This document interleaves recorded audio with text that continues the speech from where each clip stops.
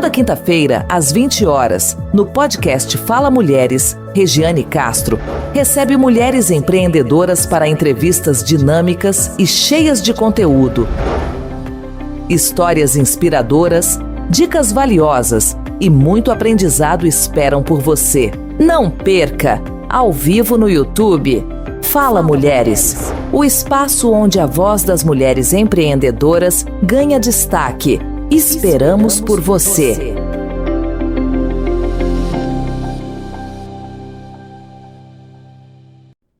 Olá, tudo bem? Estamos aqui com um novo episódio do podcast Fala Mulheres.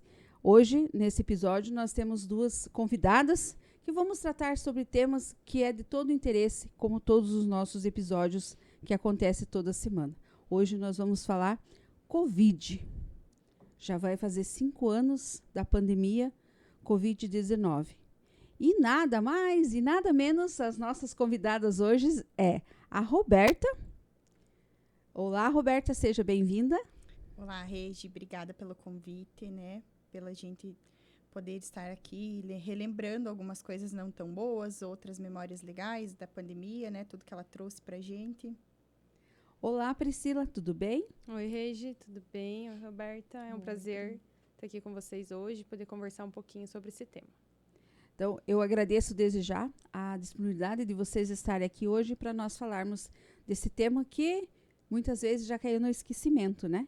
Mas ele trouxe muitas dores, muitas agonias, e nós temos que relembrar.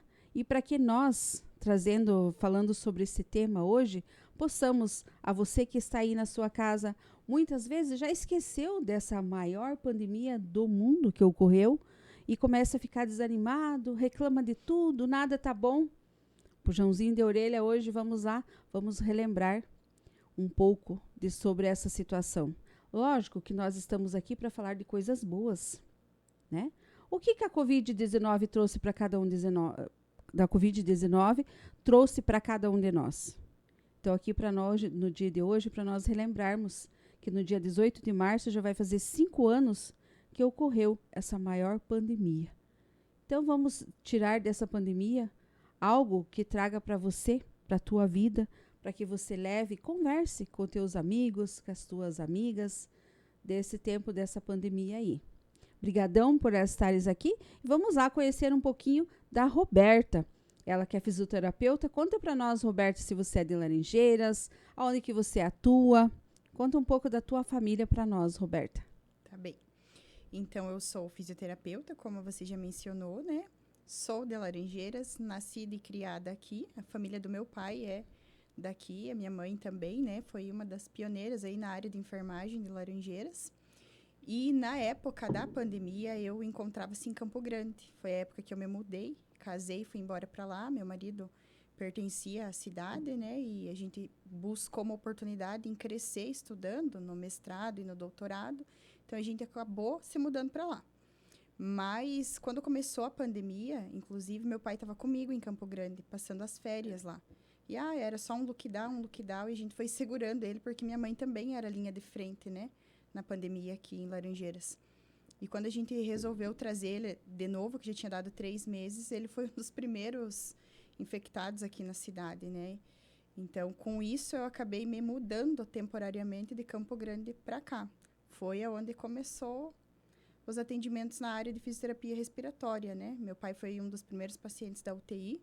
A gente brinca lá em casa que ele inaugurou, né? Acho que ele foi o 5º paciente da UTI. E tinha um prognóstico muito ruim, né? Não era ruim.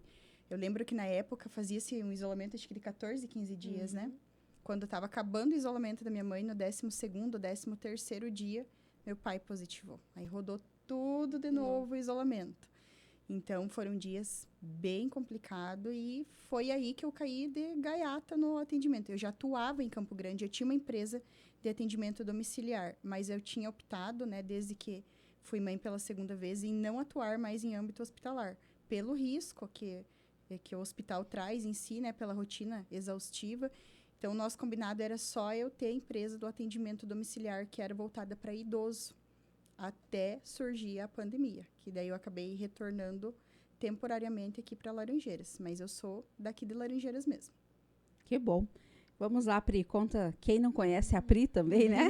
Conta lá, Pri, a sua história, da sua mãe, é de Laranjeiras. Sim, então, na verdade, assim, a minha mãe é daqui, né? Minha família paterna é do Marquinho. Então, eu cresci entre Marquinho, Cantagalo, Laranjeiras, né? Eu sou enfermeira há 14 anos que eu me formei, e aqui em Laranjeiras eu atuo já há 12, né? Então, enfermeira de saúde da família, né? De saúde pública, na Secretaria de Saúde. E por 8 anos também fiquei, né, por esse período, como coordenadora da atenção primária, né? Então, durante a pandemia, eu estava nesse cargo, né? Hoje em dia, eu sou enfermeira de saúde da família, numa unidade de saúde. Sou especialista em saúde pública e, junto aí com toda a equipe, né, todos os profissionais, multiprofissionais, a gente estava, né, na linha de frente da pandemia. Então, para nós conhecermos um pouco das nossas convidadas, né, nessa linha, às vezes a gente pode pensar, mas tem tantas outras pessoas, né, que se envolveram, que estavam na linha de frente, né? Mas hoje a gente quis trazer 2 mulheres para relembrar, como o nosso programa é o Fala Mulheres, relembrar esses detalhes aí de mulheres à frente. Teve muita gente que se envolveu, ficou na linha de frente, com muitas dores, com muito sofrimento. Então, eu vejo que, com o passar dos dias, né, a questão da pandemia, ela colocou todo mundo em risco, né? Todos nós estávamos em risco. Então, eu quero hoje conversar com vocês, já temos a apresentação de vocês. Qual foi o impacto da pandemia na vida pessoal e profissional de vocês? O que ela trouxe para vocês, esse impacto na vida de cada uma de vocês? Acho que começa com a Pri, né? Uhum. Ali para lá. Então, na verdade, assim como você falou, acho que todo mundo se envolveu, né? Todo mundo, né, foi afetado pela pandemia, e os profissionais de saúde todos, né, sem exceção, tiveram uma importância gigantesca, porque foi uma coisa que surgiu, ninguém sabia como lidar, então gerou muito medo, muita insegurança, né? A gente não sabia para onde correr, né, Roberta? Então, foi uma coisa muito nova, né? Então, a gente não tinha muitos rumos e a gente foi aprendendo a lidar com o Covid no decorrer da doença, né? E claro que gerou muito medo, muita insegurança, né? Eu tenho, né, meu filho ainda é pequeno, mas na época mais pequeno, então a gente ficava com medo, chegava em casa com medo, né? Então teve esse impacto na vida, acho que de todo mundo, né? Então, para mim, assim, realmente foi o medo de levar para minha casa, para minha avó, para as pessoas ali, para os grupos de risco, para o meu filho, né? Levar o vírus, visto que eu estava dia a dia em contato com ele, né? Porque a gente atendia os pacientes, fazia visita domiciliar nos pacientes para ver como eles estavam, claro que sempre, né, bem equipado, com equipamento de proteção individual, mas mesmo assim, né, o risco estava ali a todo momento. Então, acho que o medo é o principal, assim, que a gente passou, né, o primeiro sentimento que a gente teve quando chegou, né, o primeiro caso no Brasil, aí o primeiro caso no Paraná, aí o primeiro caso aqui no município. Então, acho que o medo meio que dominou no começo, aí a gente teve que colocar as caixinhas no lugar, né, os pensamentos em ordem. Peraí, o que vamos fazer? Como que vamos fazer? Como que a gente vai? Porque a gente vai ter que passar por isso, né? Então, que a gente passe de uma forma, da melhor forma possível, né? Então, para mim, assim, o medo foi o que mais bateu no começo, assim. E você, Roberta? Complementando o que a Pri comentou, né? Eu acredito que ninguém tenha passado ileso pela pandemia, seja pelo lado pessoal ou profissional, né? Mas, realmente, né, eu sempre brinco lá em casa que uma andorinha sozinha não faz verão. Então, foi isso que aconteceu entre toda a rede multiprofissional. Ninguém sabia absolutamente nada sobre o vírus, não existia um protocolo montado. Então, baseava-se em coisas, né, em grandes centros de referência. Ah, lá deu certo, às vezes o que dava certo lá não dava aqui. No nosso âmbito hospitalar, então, a gente não tinha praticamente nada de recurso. Aqui, inclusive, estava montando a UTI, estava começando a chegar os aparelhos dentro da UTI, que eram, né, essenciais na parte respiratória, parte de manutenção e tal.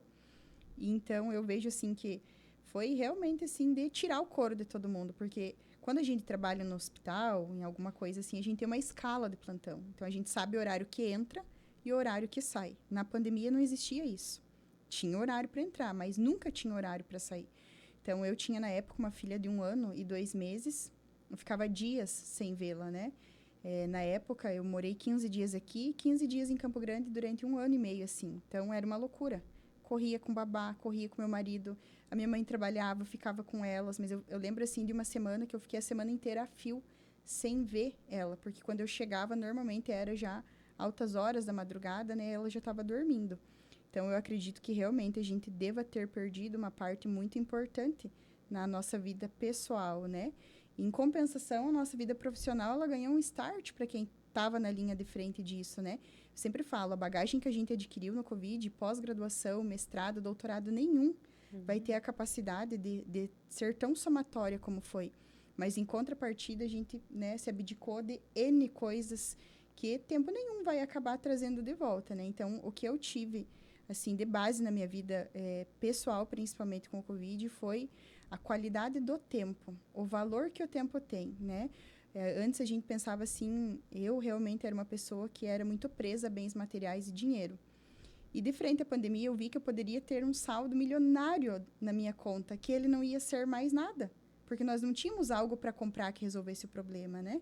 Então, é o que a gente falou, dá valor a pequenos momentos. Isso que a pandemia deveria ter ensinado, na verdade, para a maioria das pessoas, né? E principalmente para mim. Sim, verdade. E até a gente estava comentando há pouco, né, sobre a importância da saúde, né? Como a gente, quando a gente está bem, a gente não dá valor, a gente reclama bastante, acha um monte de problema, e aí às vezes a gente adoece, né? Fica ali ruim. Só tem esse problema. Aí a gente esquece todo o resto, a gente só foca naquilo, eu quero melhorar. Então, assim, né, isso serve também, deveria servir como lição, né, para nós. A pandemia mesmo, né, foi uma época ali que as pessoas, foi um esforço coletivo, na verdade, né? Todo mundo precisava agir de uma forma para proteger a si e ao outro, né? Então, foi um esforço coletivo e que deveria trazer para as pessoas essa reflexão, realmente, né? Da importância da saúde, da importância do cuidado, da importância das pessoas à nossa volta, do quanto eles são importantes e, de repente, nesse momento, a gente vê, né? Do medo que a gente tem de perder. Então, isso deveria realmente permanecer aí, né? No decorrer da vida, né? Da nossa reflexão diária, realmente. Mas isso não... Já esquecemos, né? Eu acho que tudo que acontece mesmo com a saúde, a gente passa tão rápido. Mas a pandemia não passou, deixou seus, né? Seus Os próprios rastros. Profissionais de saúde, né? À época foram muito elogiados, né? De ser linha de frente, de não ter a opção de escolher se queria ir ou não, né? Tinha que ir. Muita gente tinha opção, né? Eu não vou trabalhar home office, algumas empresas fechando e tudo, mas o profissional de saúde tinha que estar lá, né? Não tinha opção de não ir. Não tinha lockdown para a área da saúde, né? Uhum. E não tinha sábado, não tinha domingo. Então, eu lembro, assim, que a gente fazia escala também de final de semana para poder monitorar no começo, né, todos os pacientes. Então, eu ligava diariamente para todos, por ser uma coisa nova, realmente, né? Porque o Covid está aí. Até hoje a gente tem casos de Covid, né? Mas, na época, foi uma pandemia, né? Então, assim, a gente monitorava para evitar que aqueles pacientes piorassem, né? Então, foi um esforço realmente 24 horas por dia. No início conseguia ligar, depois já não conseguia mais, né? Acho que era... A gente ficou um bom tempo fazendo escala e ligando diariamente para todos, assim. Foi um tempo bem longo, sabe? Eram planilhas e planilhas de pacientes, assim, muitas planilhas. Primeiro, de uma forma centralizada. Então, a gente montou como se fosse um QG, né? Ali um lugarzinho para fazer esse monitoramento. E aí, no decorrer ali da pandemia, né, quando surgiu vacina, quando as coisas foram tomando seu rumo ali, a gente acabou descentralizando. Então, daí cada unidade de saúde fazia esse monitoramento, né? Mas no começo a gente fez uma equipe ali para poder monitorar e ver como estavam os pacientes, fazer visita, ver saturação, né? Acompanhava realmente ali o estado de saúde para evitar, na verdade, que se agravasse, né? E você, Roberta, como fisioterapia, como que era que você atuava? Direto dentro do hospital, nas casas? Como que você fazia? Então, normalmente, o que acontecia? O paciente procurava a gente logo que ele positivava. Então, o primeiro contato do paciente, a maioria das vezes, era até para um tratamento preventivo de medo de piorar, né? Mas a ala do Hospital São José, que era responsável por captar esses pacientes, normalmente direcionava, né? A equipe médica já fazia a solicitação do acompanhamento da fisiorrespiratória, porque poucos pacientes não evoluíam, né, para um déficit respiratório, e a gente já começava o atendimento no hospital mesmo. Ou então, quando eu começava no domiciliar e via que a coisa ia perdendo a mão, eu já encaminhava para o hospital, né? Eu brinco que eu internava primeiro domiciliar, quando eu era acionada em casa, e, consequentemente, a maioria dos casos já levava para o hospital. Então, a gente tinha essa ponte entre o hospital e o atendimento domiciliar. Até porque, na época, como era muito novo, ninguém queria atender em casa, né? Não tinha um protocolo para ser seguido. E a gente, como tinha essa rotina em Campo Grande, acabou pegando de lá esse padrão de atendimento domiciliar para trazer para cá, né? Mas até estruturar isso daí deu um leve trabalho, sabe? Como que ia ser, porque tinha todo um esquema de IPI. Esse EPI que rodava no hospital, já na saída do hospital tinha que ficar lá. Às vezes a gente fazia compra de grande quantidade de EPI e não chegava poucos. Eu lembro que teve uma época, ali uns 2 dias, que acabou todos os EPIs. E sem EPI não tinha como atender, né? Porque o profissional ficava em risco, a família que estava sendo atendida ficava em risco e virava sem controle o atendimento. Então, teve uma certa madrugada que a minha mãe costurava e passou uma noite inteira com TNT fazendo capa, capote, propé, tudo que a gente poderia utilizar naquela semana até chegar artefato de fora, né? Foi feito. Então, como eu sempre falo, não tinha algo padronizado para o Covid. Foi feito assim, meio no grito, sabe? E o que deu certo ficou, foi criado um padrão, e o que não deu certo a gente foi riscando fora. Mas na nossa parte fisioterapêutica era isso. E eu lembro que, na época, o combinado era com o meu esposo, eu vir e acompanhar o meu pai, que era um paciente da UTI. Mas meu pai precisou ser monitorado durante 3 meses, né? Devido à sequela e gravidade que ele teve. E aí, as pessoas iam na casa da minha mãe procurar eu. E os pacientes que estavam internados com ele na UTI saíram do hospital sem ter quem atendesse. Então, eu lembro que, na época, eu acabei conversando com alguns profissionais que atuavam na cidade, mas a resposta que eu tinha era não, eu não quero atender, eu tenho medo, eu não tenho manejo, eu não tenho experiência, e não era atendido. Então, o que acontecia? Eu acabava pegando, né? Eu atendia atendia outro, até que chegou uma época que eu perdi a mão. Eu precisava voltar embora para Campo Grande, porque tinha empresa lá, né? E não tinha quem atendesse esses pacientes aqui, porque o pessoal tinha muito medo, não tinha um preparo, né? E a gente sabia que quem encostasse estava contaminado. Então, na época, graças a Deus, eu tive uma profissional que veio de fora, o marido dela era concursado na Caixa Econômica, e ela acabou vindo embora para cá, assim, em uma semana. E era a semana de Covid. A gente acabou contratando ela e montou uma empresa aqui de brincadeira para dar continuidade nesses atendimentos junto com meu pai e eu poder retornar para Campo Grande. Mas todo dia, Regi, alguém me ligava. Alguém ia na casa da minha mãe, alguém mandava mensagem, eu preciso. Então, a gente começou a ter uma demanda insana de atendimentos, né? Eu lembro que no alto do Covid, eu cheguei a atender 21 horas por dia. Sendo que o dia tem 24 horas, né? Então, eu não conseguia dizer não, né? Eu sempre dava um jeito. Não almoçava, ia para casa e tirava um cochilo, voltava, ficava nessa rotina. E as meninas que trabalhavam comigo também. Eu sempre falo assim que eu sou muito grata a elas, porque vestiram a camisa, nenhuma tinha experiência em nada, né?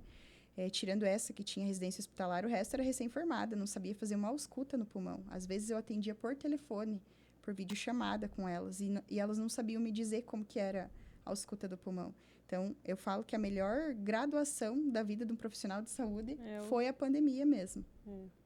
É a realidade do dia a dia ali, e né? agora, essa questão dos EPI que você comentou, né? Quanta máscara, né? A gente costurava, fazia remendava. as máscaras, porque não faltou EPI, né?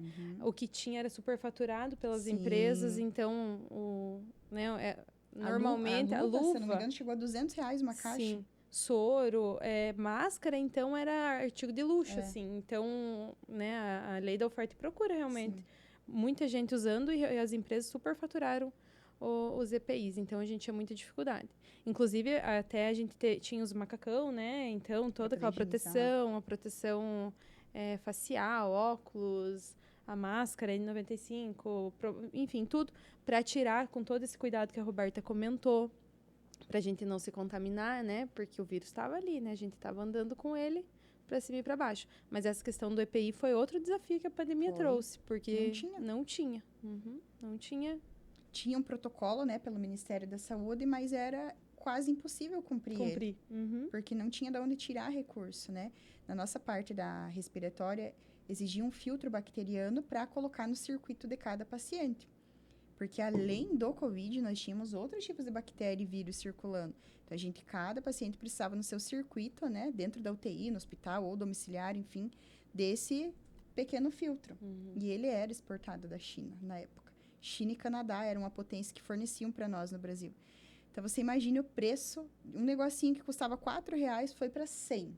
E cada paciente tinha que ter um daquele. Né? A gente precisava armazenar ele de forma correta, porque o Covid, né, era aerosol, gerava e passava de uma forma muito rápida. E simplesmente não tinha o filtro para atender, sabe? Então, foi realmente, assim, uma época bem complicada. Não importava se você tinha o dinheiro para comprar a matéria-prima, simplesmente não tinha a matéria-prima, né? E esses artigos normalmente são importados. A gente compra de um representante de fora, né?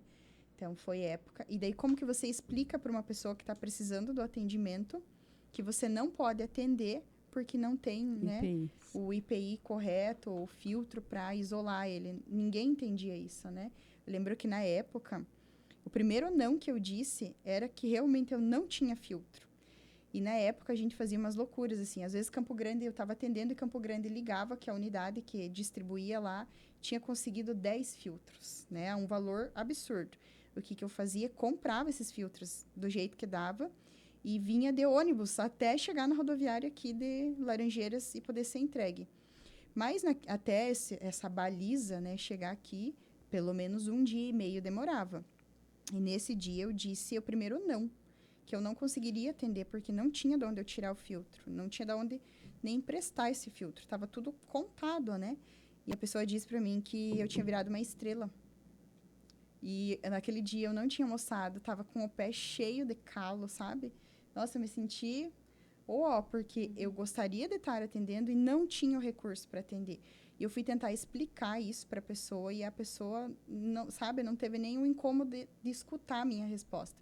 Então, a partir daquele momento, eu comecei a entender que eu não era Deus e não conseguiria ajudar todo mundo. Tinha que ser dentro da realidade também, né, desse reabastecimento de produtos. E que sim, eu ia ter que, a partir daquele momento, começar a dizer não, né? Que no momento era só a nossa empresa que atendia esse atendimento aqui, mas precisava de matéria-prima que vinha de fora, né? Então, eu sempre quando perguntam para mim, uma das experiências que eu tive na pandemia foi isso daí. Eu não sou Deus e eu não consegui ajudar todo mundo que precisava. Fiz o melhor que pude, né? Dentro da realidade que a gente tinha na época. Mas nunca me esqueço dessa mensagem que eu recebi falando que eu tinha me tornado uma estrela por não conseguir atender esse paciente, que era alguém bem conhecido aqui na cidade, né? Mas é isso daí, né? A gente vai vivendo e vai aprendendo. Não adianta. Bem triste, né? Se a gente parar para pensar, né? Todo o esforço, né, que você estava fazendo e todo mundo.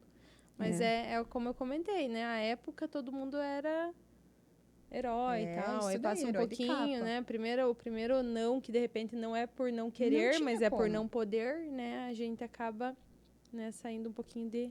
os heróis acabam, né? Eles vão, no começo ali era todo mundo falava da questão, né? E depois, o primeiro não, a pessoa já deixa de ter os olhares que vocês estavam salvando vidas, né? Então, mas infelizmente, né? É a nossa realidade e faz parte, né? Porque nem eu sempre falo, se nem Jesus Cristo contentou nós, quem somos nós para contentar, né? Então, mas assim, são, como digo para vocês, são histórias que a gente tem que relembrar, que o povo tem que saber como que foi, né? Como que era, como tá, porque já se passou 5 anos, já caiu no esquecimento. Já caiu, infelizmente. Né? Não lembro que lá, o pessoal da saúde lá vivia, não dormia. Não tinha vida. Não tinha vida mais. Então, para todo o cidadão, para toda a população, você não tinha mais vida. Mas quem estava na linha de frente também era um ser humano. Um ser humano que estava ali e não tinha mais o que fazer, né? O medo, a gente deve tomar conta, porque a gente que estava pro lado de cá, no caso, a gente também tinha aquele medo. Mas quem estava com todas aquelas vestes ali, o medo de você pegar, o medo de você se contaminar, você vendo todas aquelas pessoas, então o medo faz, né, dá muita, já digo, muitas doenças também, né? E até assim, afeta o psicológico, Meu né? Deus. Então, assim, teve muita gente que piorava o quadro clínico fisicamente porque estava muito Psicológico. ansioso, ficava assim com medo muito grande, né? Ficava se auto-monitorando. Tinha gente que vivia com o oxímetro assim no Aquela dedo. loucura. Então isso também gera, né? Um abalo transtorno. emocional ali acaba afetando fisicamente. Então a gente teve gente que piorou, que, né, rebaixava por causa da ansiedade mesmo, né? E essa questão do Covid, como que vocês verem para o futuro?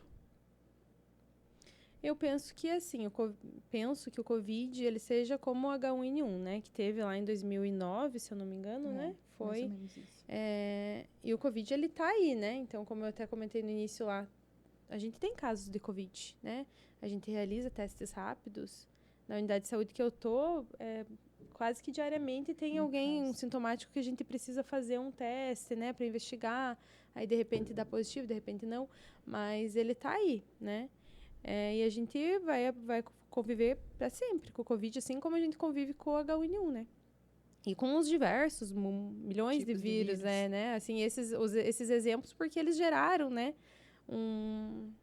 Uma pandemia, né? O H1N1 também foi um surto, Um né? surto Que que teve, bem grande também. Então, mas eu entendo que vai continuar por aí, né? E se a gente baixar a guarda, pode ser que surjam novos surtos, né? Que surtos de casos de Covid. Muitas vezes que faz a transformação, né? Sim. Que vai ser criando novos aí. Mas enfim. O da influenza mesmo é um vírus que ele faz mutações, né? Sim. Então, todo ano a vacina, por exemplo, a vacina Já da influenza, ela já vem atualizada naquela cepa que está mais circulante, né?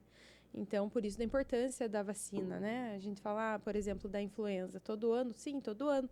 Porque ela vem atualizada para aquele vírus que está mais circulante, né? E tem muitas pessoas ainda que não se atualizam, né? A questão da vacina. Então, é um recadinho também para você aí dar uma olhada na tua carteirinha, veja como que está. Aí tem, todos os postos têm vacina, né, Pri? Sim. Para que todo mundo possa estar se vacinando, se cuidando. Porque lembre sempre, a tua saúde em primeiro lugar. Ninguém... E assim, Regi, eu até comento assim, vacinas de modo em geral, né? Por exemplo, a gente está tendo casos de coqueluche, né? As crianças aí... teve óbitos já de bebês com coqueluche, não aqui no município, mas, né, no Paraná, no Brasil, enfim. No Paraná já teve. E é uma vacina importante, né? De estar atualizada, das gestantes tomar para proteger o bebezinho. Então, assim, vacinas de um modo em geral são importantes. É bom manter sempre o calendáriozinho ali em dia, né? Que a gente está prevenindo a nós e gera também uma imunidade coletiva, né? E como que vocês verem que a pandemia, ela mudou a sociedade e a cultura ou não mudou? Vocês que estão todos os dias com as pessoas que estão com esses desafios que tem, né? Ali, como que vocês, enquanto técnicos profissionais, vocês estão vendo a sociedade hoje após a pandemia? Já 5 anos, né? Então, eu sempre digo que eu achei que estaria melhor nessa altura do campeonato, né?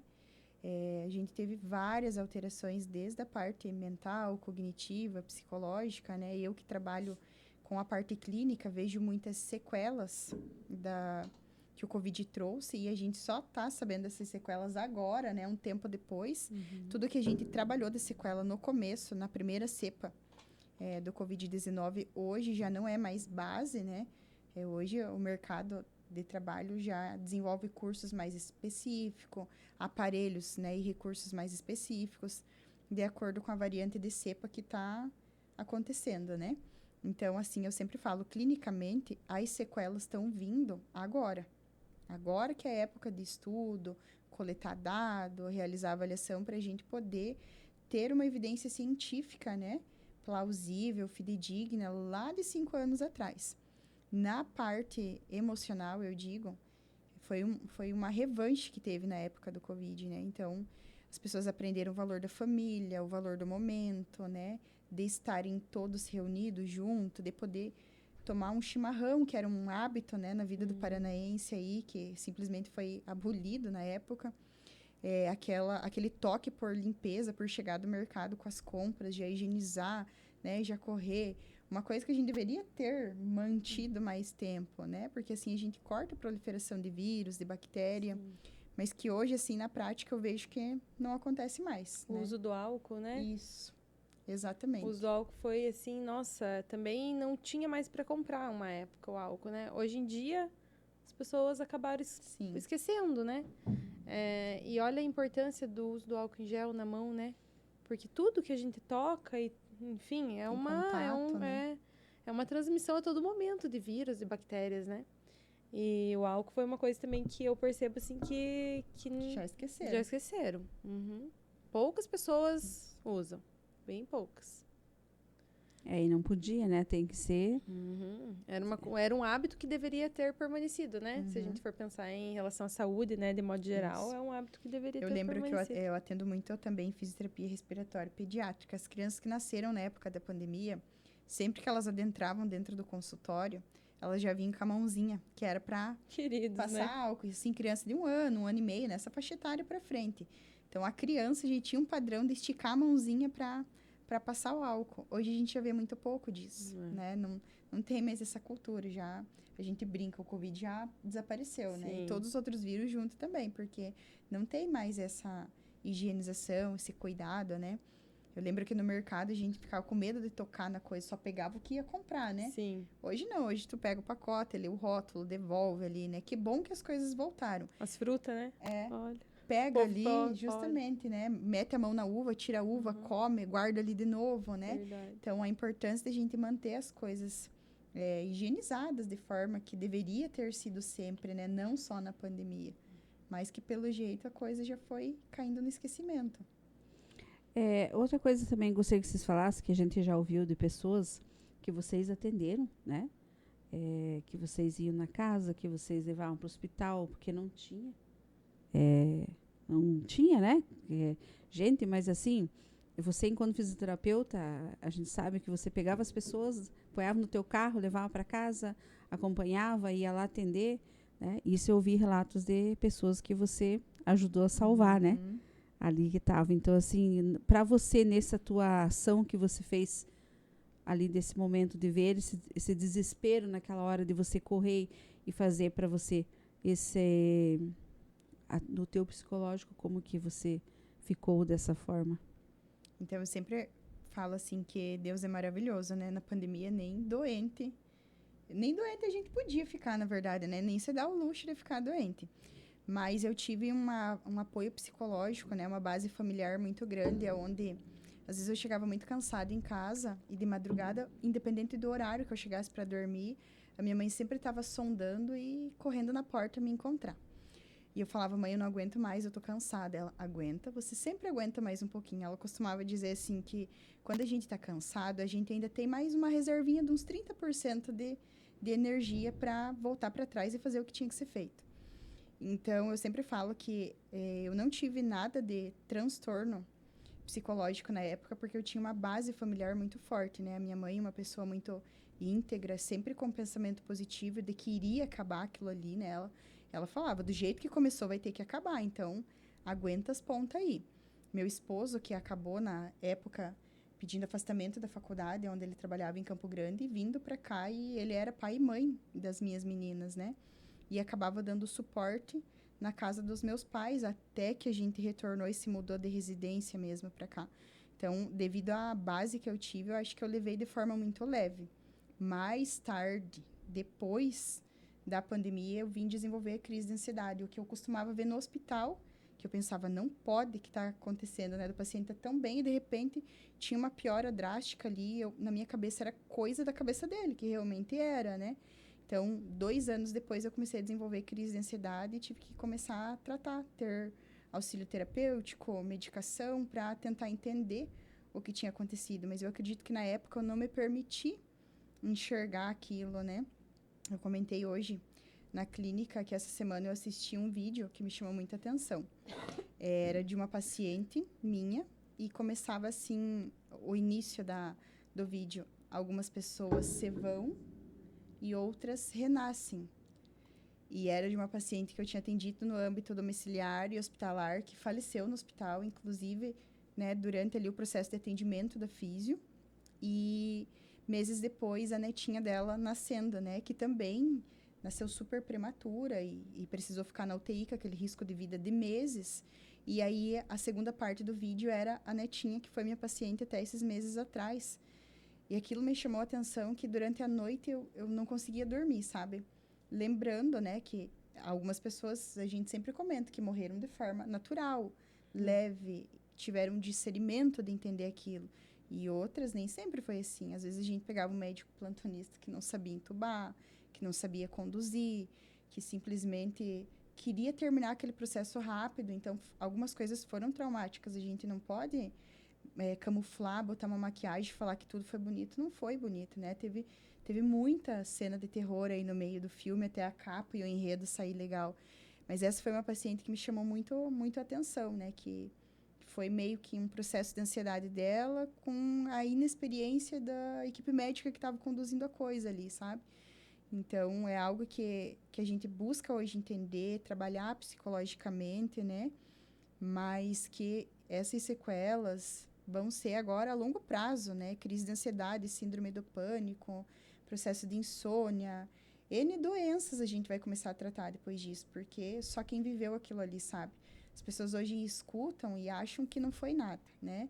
Teve várias famílias que perderam alguém do âmbito muito próximo ou, né, de parente, amigos, mas todo mundo perdeu alguém. Só que eu vejo que hoje, tipo, é só mais uma perca. Passou aquela negatividade da coisa, né? Que na época não. Então, eu sempre...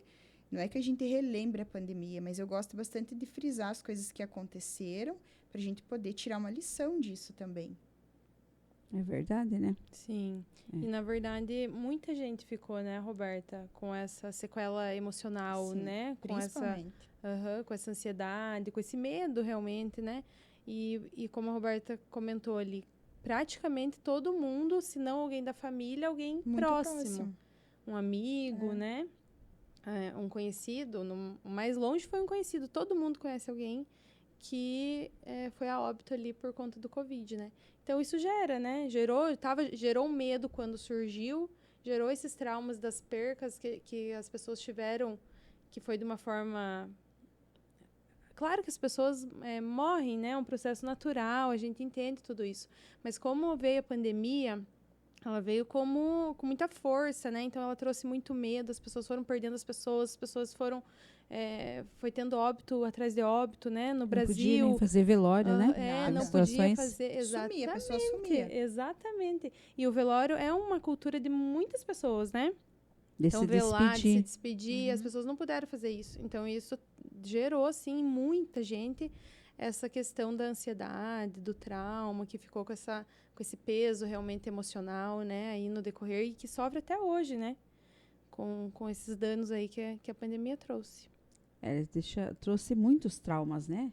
Os traumas que nem vocês falam, o dia a dia que vocês estão vendo, né? Que está acontecendo. E eu acho que o pior de todos é a questão da ansiedade, né? É a pior. Eu acho que todo mundo passou isso. Sim. Eu Todo sempre mundo sentiu falo, ansiedade, né? Todo mundo. tinha uma escala que girava, né,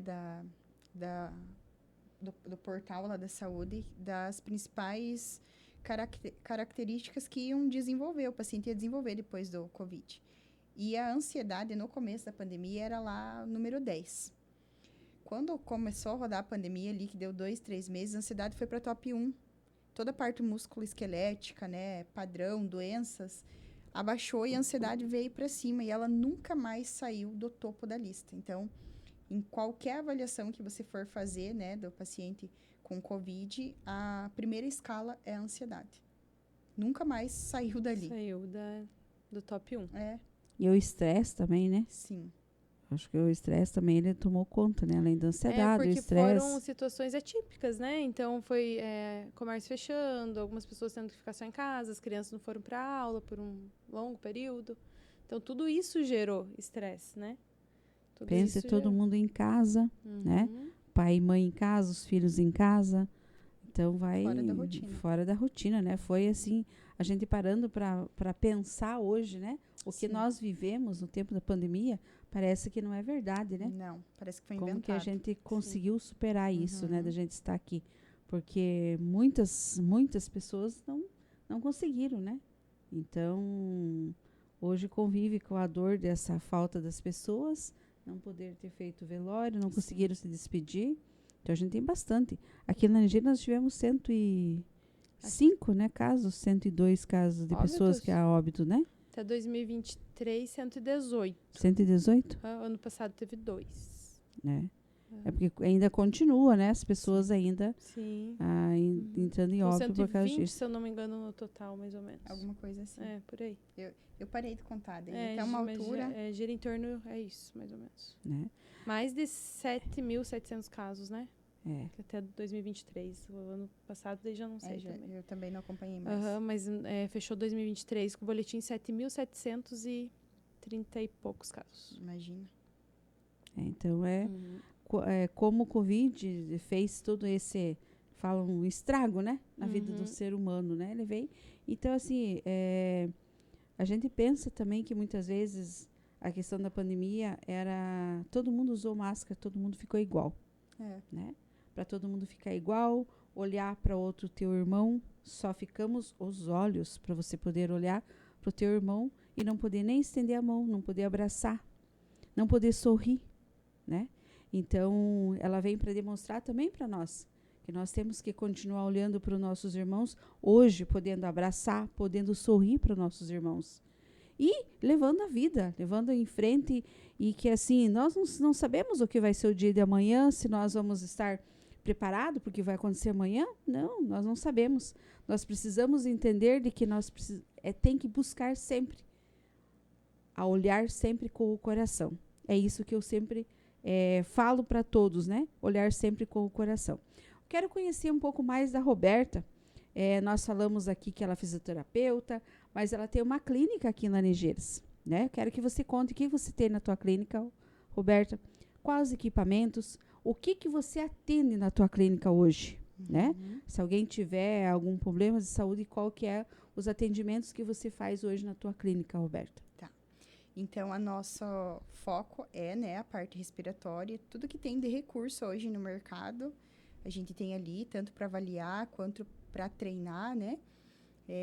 Temos avaliação digital, espirometria, ventilometria, tudo que tem hoje no mercado, que é referência em padrão ouro de respiratória, a gente tem de recurso ali na clínica, né?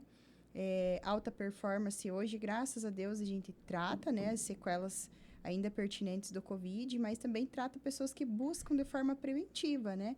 Pessoas que tiveram pneumonia, que tratam alguma bronquite asmática, processo de sinusites decorrente, que sempre tem algum problema no trato respiratório. Mas também tratamos fisioterapia de um modo geral, convencional. Então, nós temos um estúdio de pilates também, temos um CT de reabilitação, né? Uma sala de musculação com vários aparelhos de musculação. Contamos com fisioterapia ortopédica, né, especializada em coluna, em alguma disfunção músculo-esquelética, fisioterapia do idoso, né, continuamos com atendimento domiciliar, nunca mais parou, principalmente nas pessoas idosas. Então, desde a pandemia, a maioria pratica o atendimento domiciliar, não sai mais até a clínica, né. A gente montou uma academia portátil, tem até um leg de academia que vai dentro do carro, e a gente transporta para a casa do paciente. Então, a gente também conta com esse atendimento domiciliar, o atendimento hospitalar, né? Quando tem a necessidade, o médico solicita o atendimento direto para a clínica e a gente fornece o atendimento dentro do âmbito hospitalar. Mas dentro da clínica, a gente tem uma infinidade. Tem uma nutricionista, tem um psicólogo, tem uma enfermeira esteta, né? Que trabalha com preenchimento, botox, todos os tratamentos de harmonização facial e corporal. Que mais que a gente tem? Temos um educador físico também lá dentro, que trabalha linkado junto com a parte de físio, né? Às vezes a gente precisa dar continuidade ainda no tratamento sem poder dar aquele ritmo que a atividade física na academia proporciona. Então, a gente restabelece esse padrão para poder mandar ele para a academia com o personal dele, né? Ou treinar sozinho. Então, a gente tem um espaço bem amplo, bem grande. Temos a especialidade nossa de fisioterapia respiratória pediátrica, uma sala lá que é um playground para eles lá dentro. Então, a gente trabalha também com atraso no desenvolvimento motor, né? Uma coisa linkada com a outra. Quando tem um atraso no desenvolvimento motor, já tem um problema respiratório, né? Estamos com uma físio agora se especializando em atendimento para autista também. Então, nos próximos meses vamos ter essa novidade para o atendimento específico, né, do ABA. E é isso daí, um pouquinho de cada coisa, mas só trabalhamos com o profissional especialista, né? Esse negócio que a gente se forma na faculdade clínico geral e quer fazer tudo, não dá certo. Então, hoje a gente tem uma profissional de orto, tem uma profissional de pilates, a outra que trabalha com a fisiorrespiratória, com cardiorrespiratória. Então, cada um no seu quadrado. Entre nós, quando tem a necessidade, a gente roda o atendimento, né? Mas cada um dentro da sua especialidade. É que é excelente, né? Você saber que você tem... eu já ouvi também testemunho de pessoas, de senhoras e senhores, que nós tínhamos fisioterapeuta que ia na casa fazer fisioterapia. Eu não preciso sair, né? Eles sempre falavam essa questão. Então, a melhor idade, ela é os cuidados que temos que ter, né? E eu desconheço alguma outra clínica que vai, eu não sei se Pri, que faz atendimento em casa, na parte que ela está fazendo também, né? Clínica, não sei, a Secretaria de Saúde faz, né? Eu não tô falando, no âmbito do SUS, né? Sim. Mas no âmbito particular eu não sei. A Roberta foi minha instrutora de Pilates. É verdade, né? é muitos anos atrás. Né? Então, assim, o SUS a gente sabe, já vamos tocar no SUS, você vai falar. Sim. Mas, assim, o SUS a gente sabe que tem, né? Mas eu tô falando da clínica particular, de estar indo também. lá, né? De que vai fazer os atendimentos, isso é muito importante, que muitas vezes a gente não conhece, não sabe. Laranjeiras, ela está cada vez se tornando, expandindo, né? Crescendo, e você não consegue acompanhar a evolução muitas vezes. E clínica é o que mais temos na cidade, né? Eu não sei quantos, mas nós temos bastante clínicas aí, né? Mas a gente... Mas todas... a Roberta é bem referência, né? Na respiratória, pediátrica, né? Bastante. Então, a gente ouve bastante das mães e tudo, né? Sim. eu acho que... Eu brinco que quando a criança começa com sintoma respiratório, às vezes a gente tem dificuldade em marcar com o pediatra, né? O primeiro contato, ou consegue uma consulta lá no meio da semana. Então, normalmente, às vezes a gente tem essa ponte que linka até sair a emergência da consulta, né? Que nem sempre a gente tem um profissional disponível ali, né? Cada um tem sua agenda, atende os municípios vizinhos também. Então, normalmente a gente tem aquele primeiro contato para saber se ela deve procurar a emergência mesmo, ou você pode esperar, né, até a consulta médica com tranquilidade, sem ofertar risco nenhum. Então, a gente sempre está preocupado com isso, sabe? Tanto que nós temos um celular disponível 24 horas ali, para a mãe, né, poder gravar vídeo, se a criança está respirando de forma correta, se tem algum esforço respiratório. Às vezes perguntam para mim, mas e no sábado e no domingo, né? O doente não escolhe dia. Sim. O doente é doente de segunda a segunda. Então, a gente sempre trabalha com uma escala de plantão, né? Normalmente eu sou num dia, o outro profissional é no outro, e o dia que a criança ficar doente é o teu, eu sou azarada. Final de semana sempre é meu. Então, normalmente, sábado e domingo, eu cuido muito, sabe? Para mim poder viajar. Se eu tiver com algum paciente no âmbito, principalmente hospitalar, ou com risco de internação, eu já nem saio, porque eu sei que vai dar ruim aquilo ali, né? Então, tudo que a gente, às vezes, consegue prevenir até um internamento, algum agravante, né? Então, a gente já conhece, já sabe que trabalha com isso. E eu sempre falo, graças a Deus, hoje a cidade está se expandindo e outros profissionais estão atuando também nisso, né? Porque a gente sozinho não dá conta de todo mundo. É verdade. Trabalhamos muito com as meninas da Secretaria de Saúde. Às vezes, a gente combina os atendimentos com o paciente domiciliar. Elas vão e realizam uma vez na semana, né? Depende da agenda também, delas, que é super lotada. Então, né, tudo que às vezes não tem de manuseio no SUS, a gente acaba trocando, elas fazem a parte que, né, compete a elas fazer ali. Se a gente tem alguma coisa diferente que possa acelerar a recuperação do paciente, a gente já entra e ajuda também. Ou às vezes a gente começa a atender e sabe que pode pegar esse um dia de atendimento, né, na Secretaria de Saúde, já informa também o pessoal, o familiar, para correr atrás desse atendimento. Então, a gente sempre trabalha unindo a força do outro, sabe? Uma rede, né? Isso. E criança, né, que você faz esse acompanhamento é tão importante, porque às vezes elas evoluem de uma forma tão rápida, né? Então, esse cuidado, realmente, esse monitoramento, né, é muito importante em relação às crianças. E realmente, né, trabalha em conjunto ali com as físicas, ó, sempre Sim. né, sempre estão em Às conversa, vezes a gente né, tá troca chegando numa ideia, casa, né? elas estão Aham. saindo e é aquela loucura. Sim. Agora você fala também Do SUS? do Aham, SUS, né? na verdade, a Secretaria de Saúde tem uma clínica municipal de fisioterapia, né? Elas são em 3 fisioterapeutas, mas uma está de licença maternidade. Então, elas estão em 2, se eu não me engano, ela não voltou ainda.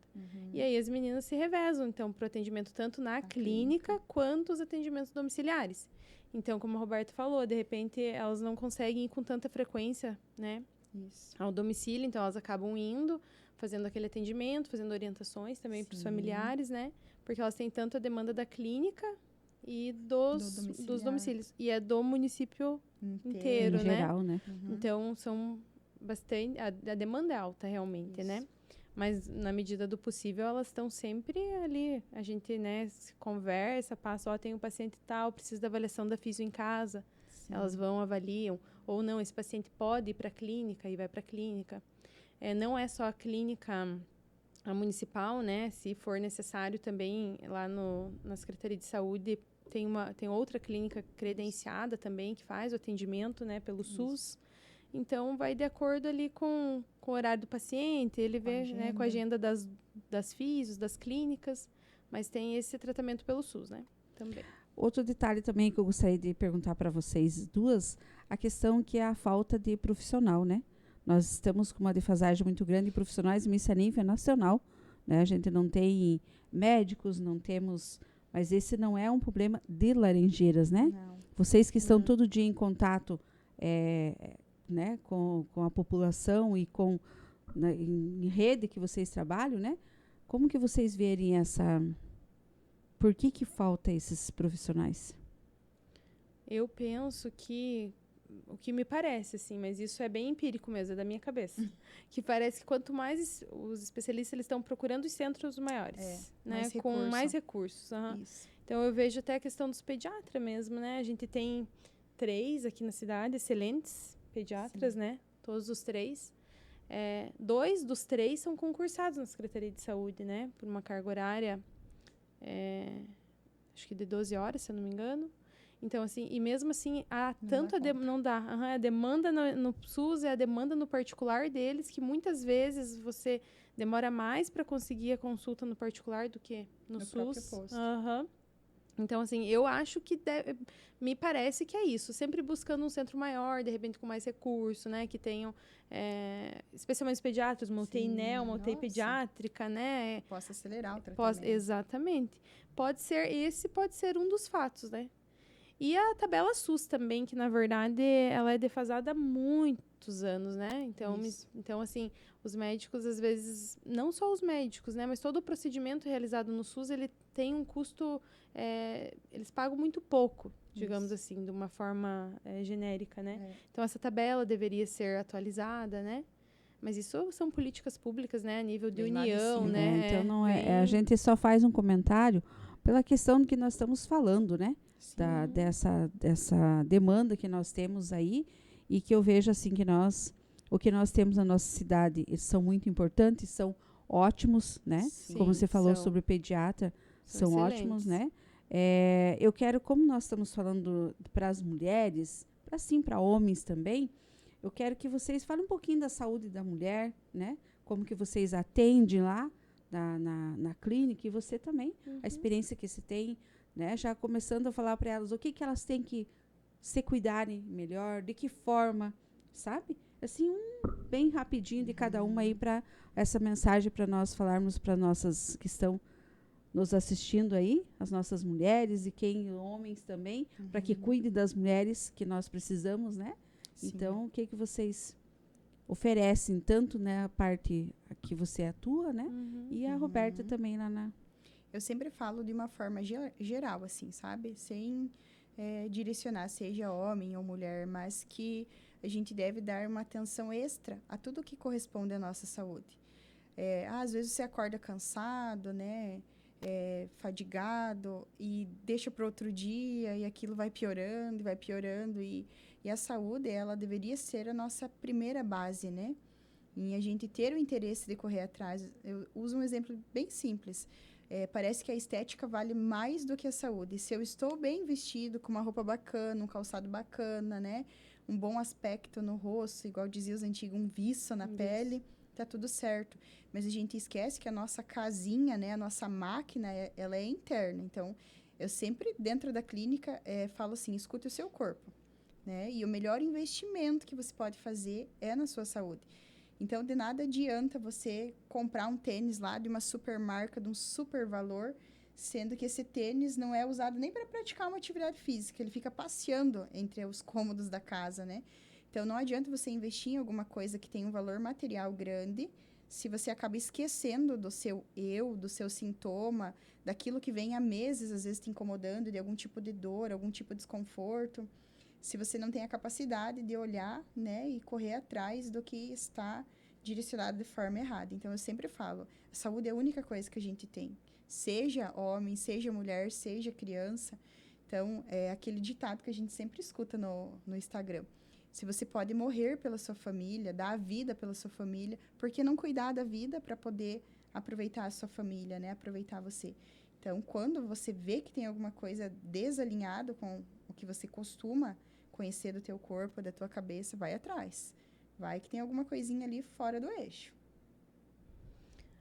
E eu complemento, então, a Roberta, né, falou de forma geral. Em relação à saúde da mulher, quando a gente fala, assim, né, eu me venho na cabeça, a primeira coisa, câncer de mama, câncer de colo de útero, né, porque são os que mais acometem a população feminina, né, de modo geral. Além, claro, das doenças crônicas, né, diabetes e hipertensão, que são crescentes na população de modo geral. Mas em relação a essas específicas da mulher, né, tanto o câncer do colo de útero quanto o câncer de mama, a gente sempre faz a orientação dos exames preventivos, né? Então, mulheres aí que já iniciaram atividade sexual, né, especialmente as mulheres entre 25 e 64 anos, devem realizar o exame preventivo do câncer do colo de útero. E as mulheres também acima de 40 anos, especialmente as mulheres de 50 a 69 anos, devem realizar a mamografia, né? As nossas unidades de saúde todas fazem coleta de preventivo, todas fazem um agendamento de mamografia também. Então, é só procurar a sua unidade mais próxima para agendar, né? São exames simples, né? Fáceis de fazer, fácil de agendar, né? E que podem aí prevenir, salvar vidas, diagnosticar precocemente, né, iniciar um tratamento precocemente e curar, né? Então, essa é sempre uma importância, a gente sempre dá esse lembretezinho aí em relação ao câncer de mama e de colo de útero. Então, quero já agradecer a vocês de ter aceitado, né, a vir aqui, trazer todas as informações, falarmos, o foco era o Covid, mas já falamos também de outras doenças, e se nós ficarmos conversando, nós temos muito para falar. Mas o intuito nosso hoje é conhecermos um pouco do que foi, por eu estar ouvindo sempre as pessoas falarem da importância. A Roberta recebeu também uma homenagem, né, na Câmara de Vereadores de Laranjeiras por esse trabalho. Os também da saúde também receberam, né, uma homenagem por essa ação que vocês fizeram, que eu vejo que os profissionais da saúde têm que ser todos os dias, não só naquele momento, né? Valorizar, respeitar. Quando nós vamos a uma unidade de saúde, também entender os nossos profissionais que estão lá, que nos recebem todos os dias. Sim. Eu acho que é uma valorização que a gente oferece por ser humano, por vocês darem a vida de vocês também nesse ato, como aconteceu. Em todos os lugares, né? Nós todos temos profissionais, todos temos, mas a questão da área da saúde, hoje em si nós falamos do Covid, que já vai fazer 5 anos, esse destaque que foram eles, né, todos, aqui a gente fala elas, mas foi num coletivo de pessoas que teve de mãos dadas, atuando, cuidando de todos nós, né, um ajudando o outro, se cuidando. Então, Roberta, conta para nós dessa homenagem que você recebeu, né, a Pri também, dessa homenagem que vocês receberam também aí, para que vamos já na nossa mensagem final, se despedindo hoje, mas eu quero vocês nas outras vezes falando de temas específicos para nós, a questão das nossas mulheres aí também. Né? Eu vejo assim muita questão do câncer, que a gente conversa com muita gente, fulano está com isso, fulano está com aquilo. Sabe? Eu acho que ele vem também a questão da muita ansiedade, o próprio estresse, a depressão. Né? Então, eu quero ouvir de vocês. Então, esse é para um próximo programa aí. Nós falando, já vamos mapeando já esse nosso próximo programa, porque aqui, além de levar todo o conhecimento, informações, mas o nosso principal foco é cuidar de nós e de você que está aí nos assistindo aí. Uhum. Então, eu fiquei muito surpresa, na verdade, com a menção honrosa que recebi na Câmara, porque, como a gente comenta, né, tinha tanta gente que trabalhou na linha de frente que jamais passou pela minha cabeça que pudesse ser homenageada. Mas no dia que fui lá, deixei bem claro, né, na época até eles indagaram que eu tinha criado um protocolo. Não foi criado, o protocolo foi apenas executado, né? Algumas coisas que não tinham aqui, a gente trouxe de fora e adaptou o que deveria estar rodando, né, dentro da UTI, dentro do hospital, dentro do domiciliar. Naquele dia eu deixei claro que eu representava muita gente lá, porque eu não trabalhei sozinha na pandemia, eu tinha toda uma equipe por trás. Indiferente das pessoas não estarem hoje, né, mais trabalhando comigo ou estarem na parte respiratória, teve gente que até já trocou de profissão. Então, naquele dia também, né, representei várias pessoas que trabalharam aí no hospital, em casa, as meninas da vigilância, até acabei citando aqui. Nada como a gente conhecer o trabalho de perto, né? Eu tive meu pai e minha mãe com Covid várias vezes. Mas as primeiras vezes ainda foi ali muito recente, quando elas faziam aquele monitoramento, assim, de forma... todo dia presencial, tudo certinho, né? Então, lembrei das meninas também nessa monção, porque a gente não trabalha sozinho. Sozinho a gente não faz nada. Então, foi dedicado a todas as pessoas que trabalharam comigo na época da pandemia, todo mundo que trabalhou de uma forma geral na linha de frente, né? E, como eu sempre digo, a pandemia ela veio para ensinar o valor das coisas na nossa vida. Dentro da minha casa, eu vi que muita coisa mudou, né? Nós tivemos expectativas e experiências muito ruins. Então, toda vez que alguém pegava a pandemia lá dentro de casa, era um tipo de sequela diferente. A gente tinha que ir um tipo de profissional diferente para tratar. Então, a nossa família é uma família muito pequena, só tem um irmão. Mas a gente se uniu de uma forma em que nunca mais nós paramos de ser, sabe, tão presente um na vida do outro. Somos uma família pequena, mas uma família muito unida. Então, o ensinamento que a gente teve lá em casa foi isso, que a união faz a força. Espero que a maioria das pessoas que tenham passado pelo Covid também tenham aprendido essa simplicidade, essa leveza que a gente tem que encarar o dia a dia, né? Não de uma forma irresponsável, mas de uma forma leve. Problema todo mundo tem, então a gente precisa saber resolver ele, né? Então, lá em casa, para mim, foi isso daí, sabe? Que a gente levou como experiência de vida, ser leve, né? Aprender a resolver as coisas do jeito que dá, no tempo que dá. A Secretaria de Saúde também, né? Todos os profissionais, de modo geral, como eu comentei lá no começo, todo mundo, cada um no seu, né, na sua função, teve a sua importância. Também recebeu a menção honrosa. A gente foi lá receber também, né? Muito honrados e acredito que todos, de modo geral, ficaram muito felizes, né? Com a homenagem, né? Emocionados. E é isso, né? Como a Roberta comentou, eu sempre falo assim, que a gente precisa agir com o outro pensando que a gente nunca sabe a dor do outro, né? Ou que tu pode estar no lugar do outro um dia. Então, assim, eu acho que essa relação de empatia é muito importante, assim. Eu falo de serviço público, né? Nos teus atendimentos, sim. Enfim. Quando você está conversando com uma pessoa, você não sabe o que está se passando, né? Na vida dela, as dores que ela tem, né? Então, isso é uma coisa que eu sempre tento levar, assim, para mim, para tentar, né, levar essa reflexão, sim. Realmente, assim. Né? Eu espero que as pessoas também retornem a pensar sobre isso, né? Sobre a pandemia, sobre a importância da família, né? A importância das pessoas, né? Muito além dos bens, como você comentou, né? Bem material não é nada, né? Complementando da menção, os pacientes se reuniram entre eles, que uma paciente em especial fez um grupinho lá e reuniu uma galera no dia. Então, eu sabia da menção, mas não tinha nem ideia de que eles estariam presentes na menção.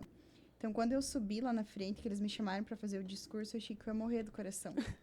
Mas não era por, né, claro, um momento emocionante, mas era por ver o rostinho de cada um que estava ali. Porque a maioria das pessoas que estavam ali eram casos muito graves, que foram entubados, que tiveram sequelas que a gente atendeu, tipo, durante meses, né? Eu brinco que quase virou um compadre e uma comadre de dentro da casa. Então, quando eu comecei a agradecer na menção, eles começaram a chorar ali na frente, e quase acabou a menção. Minha sorte que o Grupo Lareiro ia ser depois de mim, acabaram tomando frente da coisa.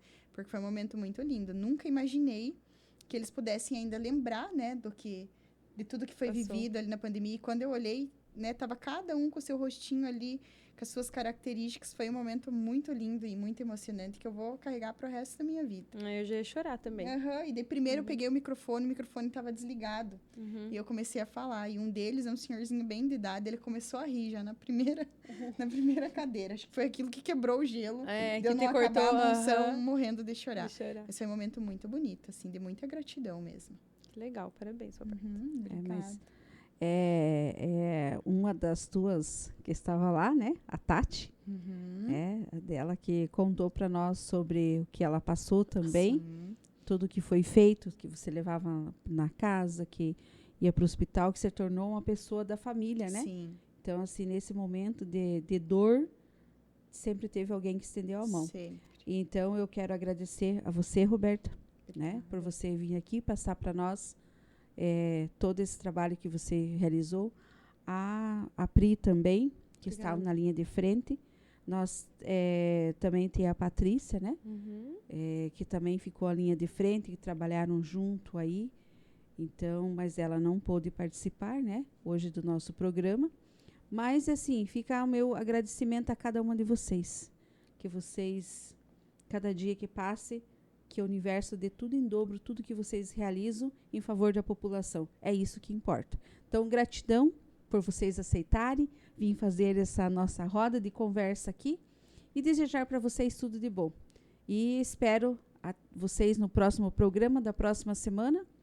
Muitas felicidades, né? Já vem o final de semana aí, que vocês se reúnam com a sua família, tenham seus micros momentos de felicidade, podendo tomar o chimarrão, como a Roberta falou, que nós ficamos sem tomar chimarrão e tantas outras coisas, mas hoje você pode. Reúna a família, fique junto, se una, como a Roberta acabou de dar esse exemplo, como foi para ela. Então, que a família é o alicerce, é o que é mais importante. Não vamos levar nada, né, daqui, e simplesmente só o amor que você planta, que você abraça, que você deseja para teus colegas, para a tua família. Obrigado, até a próxima semana. Toda quinta-feira, às 20 horas, no podcast Fala Mulheres, Regiane Castro recebe mulheres empreendedoras para entrevistas dinâmicas e cheias de conteúdo.